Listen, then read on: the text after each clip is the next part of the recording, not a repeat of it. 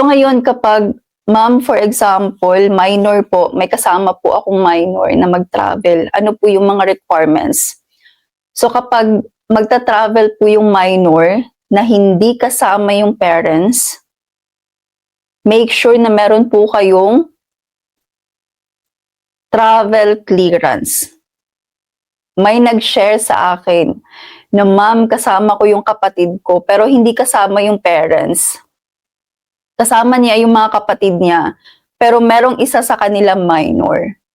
Sila lang yung nag-travel, hindi kasama yung parents. Na-offload, hindi nakasabay yung minor nila na kapatid. Kasi wala silang travel clearance. So kapag hindi nyo kasama yung parents na mag-sponsor and minor yung kasama nyo, make sure na meron kayong DSWD travel clearance. Hindi ko na-mention to. Kailangan nyo ng PSA birth certificate ng minor and then notarized affidavit of support and consent from both parents or legal guardian. So ito kapag walang parents na mag-travel. Ito po yung kailangan. Birth, notarized affidavit of support and consent, and then copy ng ID ng parents, and then DSWD travel clearance. DSWD travel clearance. And ngayon, kapag for example, isang parent lang, ang isang parent hindi makakasama sa pag-travel, so ito po yung requirements. Birth certificate, notarized affidavit of support and consent from the parent not traveling. And then kailangan po nakalagay doon yung travel details and na okay sa kanya na mag-travel yung anak niya na hindi siya kasama, na isang parent lang. And then copy ng parent na hindi makasama sa travel. So ayan. Ayan po yung possible requirements kapag meron po kayong kasama na minor. Pero kung kasama niyo, mag-asawa, kasama niyo yung anak niyo na minor, kailangan niyo lang ng birth certificate. Hindi nyo na kailangan ng travel clearance kapag kasama nyo both parents yung anak na minor. And ngayon, kapag senior citizen, so I think na-remember ko may nag-comment din nito kung ano daw ba yung mga travel requirements kapag senior citizen ang magta-travel. So eto po yung mga travel requirements na dapat nyong i-prepare para sa Philippine Immigrations. So para sa Philippine Immigration. So first po ay yung passport, of course. Hindi po tayo makakapag-travel ng walang passport. So dapat valid po siya for at least 6 months pag uwi niyo po sa Philippines. And then visa, kapag kailangan po ng visa sa bansang pupuntahan. And then itong round trip flight ticket. So hahanapin po itong round trip flight ticket kapag short stay or short term lang po yung pag-travel natin. For example, magtutour lang kayo ng 10 days or for example, magvi-visit kayo sa relatives nyo for like 3 months, 2 months, ganun. Short stay lang talaga siya. Then, kailangan nyo po talagang maghanda ng return ticket to confirm na kayo ay uuwi talaga ng Pilipinas after ng stay nyo sa ibang bansa. Pero kapag long term na, for example, visa D yung hawak nyo, for example na lang spouse visa, yung pathway na yun siya na mag-apply kayo ng residency sa ibang bansa, hindi nyo na kailangan ng return ticket. So okay lang na walang return ticket kapag long term or long stay yung purpose nyo sa ibang bansa. Ngayon yung hotel booking naman and invitation letter. So hotel booking, kapag kayo po ay mag-i-stay sa hotel, kailangan meron kayong confirmed na hotel booking. Pero, for example, kapag mag-i-stay kayo sa kakilala nyo or sa relatives nyo, doon kayo mag-i-stay sa bahay nila, kailangan meron po kayong invitation letter from them. Dapat nakapirma po sila sa invitation letter. Nakalagay doon na sa kanila kayo mag-i-stay, yung personal information nila, pangalan, saan yung bahay nila, and nakalagay doon na mag-i-stay kayo for how long, dapat nakalagay din doon yung information kung hanggang kailan kayo mag-i-stay sa kanila. And then, pirma nila. So itong invitation letter, okay lang po ito na scanned copy. Yung isend lang sa email. So walang problema po. Hindi po ito as in kailangan talaga na original. So invitation letter po itong na-mention ko ha. Iba din po yung affidavit of support. So i-mention ko din po yun siya later on. And then travel insurance. So itong travel insurance ay optional. Pero alam nyo, ina-advise ko na mas maganda na meron tayong travel insurance kapag magta-travel tayo abroad kasi hindi natin alam ang mangyayari sa atin during our trip, during our stay sa ibang bansa. Para wala tayong maraming isipin, mas okay na meron tayong travel insurance. Actually, hindi naman ganun ka mahal itong travel insurance. Magdedepende lang po kung how long kayo magstay sa ibang bansa. Ganun lang din yung coverage ng travel insurance na bibilhin nyo. So, i-share ko po sa comment section kung saan kayo pwedeng bumili. Kapag, for example, nasa Philippine Immigration na kayo and then biglang maghanap ang immigration ng travel insurance, pwede kayong mag-purchase online. And then makukuha nyo na agad yung policy certificate. So wala po yun siyang problema kapag, for example, sa immigration na hinanap sa inyo. And then, dito na po tayo sa proof of financial capacity, of course. Kailangan po natin ipakita sa immigration na kaya natin suportahan yung travel natin international and financially. Kung meron ba tayong sapat na pera para sa travel natin. So, ayan, kailangan po natin magpakita ng bank certificate and bank statements kapag self-funded. So, ano nga ba itong self-funded? Ito po, ang self-funded po kapag kayo mismo lahat gagastos sa ticket, hotel, and lahat ng travel expenses. Kapag kayo lahat yung gagastos, self-funded po ang tawag dyan. Pero kapag, for example, iba yung bibili ng ticket, for example, iba yung nag-book ng hotel, iba yung nagbayad para sa hotel, so matatawag na po yan na sponsored. Meron kayong sponsor. Pero kung kayo mismo lahat yung gagastos, self-funded po ang tawag dyan.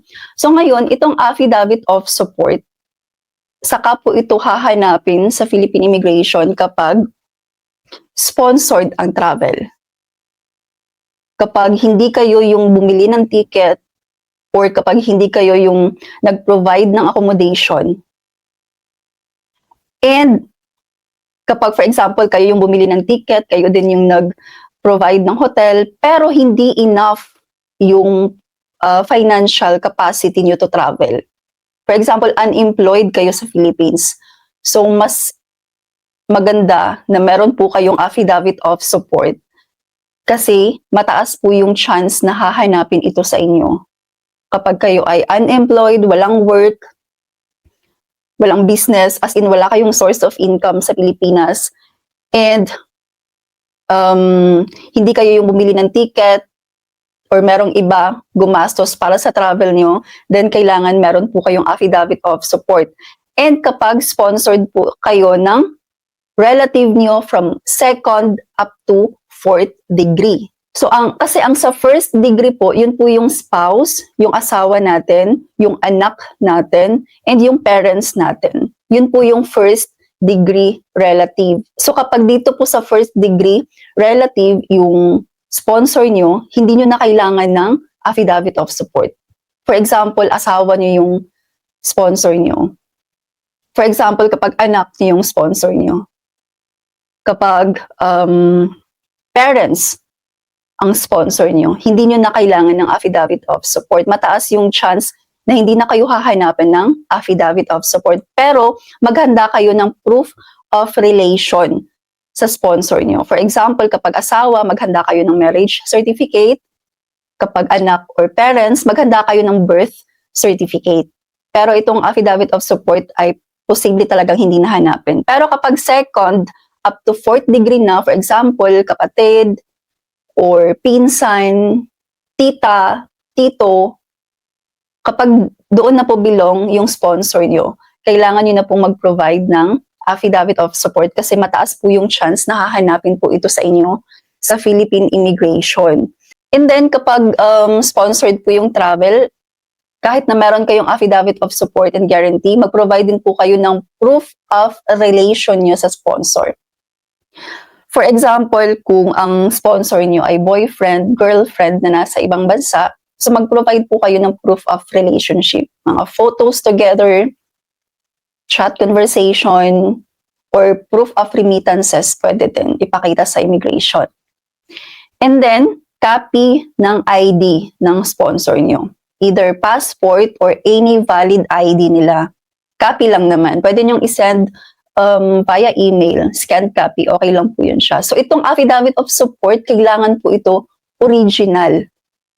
So original, meaning kailangan po ito ipadala talaga sa inyo via courier. Kasi ang magpa-process po nito is ang sponsor nyo. For example, nasa ibang bansa ang sponsor, kukuha po sila ng affidavit of support sa Philippine Embassy, kung saang bansa man sila.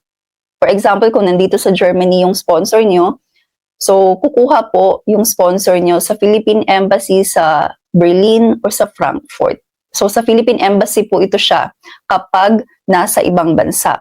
Pero kapag nasa Philippines ang sponsor, local lang, yung sponsor nasa Philippines lang, or kasabay niyong mag-travel from the Philippines to abroad, pwede po silang magpagawa sa lawyer dyan sa Philippines, sa public lawyer. And then, ipanotarize. And ngayon, itong proof of occupation. So, pinaka-common itong itatanong ng immigration sa inyo. May trabaho ka ba dito sa Pilipinas? May trabaho ka ba dito? So, kapag depende na lang kung ano yung isasagot nyo, kung ano ba yung occupation nyo sa Philippines. So, ngayon, kapag kayo ay government employee, for example, public teacher, so, kailangan meron po kayong travel authority. So, doon napapasok yung affidavit of support kapag sponsored yung travel. So, eto na nga, kapag unemployed, importante na meron po kayong affidavit of support from your sponsor. So, hindi ko talaga i-advise sa inyo na wag na kayong mag-provide ng affidavit of support kasi maraming nag-share sa akin ng experience din na hindi na daw sila hinanapan kahit na unemployed sila. Hindi ko ito i-advise sa inyo kasi iba kayo ng case. Hindi kayo the same ng background, hindi kayo the same ng purpose of travel. Iba kayo ng case. So sa Philippine Immigration, case by case po doon. Yes, may mga naka-experience na hindi na sila hinanapan ng affidavit of support, pero meron din talagang maraming nakapag-experience na talagang hinanapan sila ng affidavit of support. Kahit nga employed sila, kahit meron silang source of income, dineclare na nila na self-funded yung travel, wala silang sponsor, wala silang kakilala doon sa pupuntahan nilang na bansa, pero na-offload and then hinanapan ng affidavit of support. Kahit anong explain nila sa officer na tawag niyan, wala naman silang sponsor. Nakapag pinakita na nila yung bank certificate nila, proof of employment, pero ang hinanap ng immigration sa kanila ay affidavit of support and guarantee, proof of relation sa sponsor, kasi nga hindi nila na-provide or hindi sapat yung financial capacity nila to travel. Kung anak yung sponsor, mataas yung chance na hindi na kayo hanapan ng affidavit of support. So, the same requirements, pero since kayo ay senior citizen, ayun nga na-mention ko kanina, importante na meron po kayong travel insurance kapag senior citizen po kayo. Possible po itong hanapin ng immigration. Kasi 'di ba kung napanood niyo yung balita na yung isang senior citizen na wala siyang travel insurance and then ayun, sobrang laki ng nagasto nila ng pamilya niya para maipadala yung labi niya sa Philippines. So, kasi sa travel insurance, isa po yun na maka-covered yung repatriation, medical expenses sa ibang bansa. So ayun, importante po ito sa mga senior citizen na merong travel insurance. And then, kapag for example, meron po kayong maintenance, ito hindi po ito siya necessary. Pero mas maganda kung kayo ay senior citizen and meron kayong maintenance na tinitake. So mas okay na meron po kayong dalang maintenance prescriptions or medical certificate. Kung meron kayong mga daladalang medicine, mga gamot sa sa tawag niyan, sa luggage nyo or sa hand carry, kung i-question ito ng customs, at least meron kayong maipakita na gamot nyo yan siya.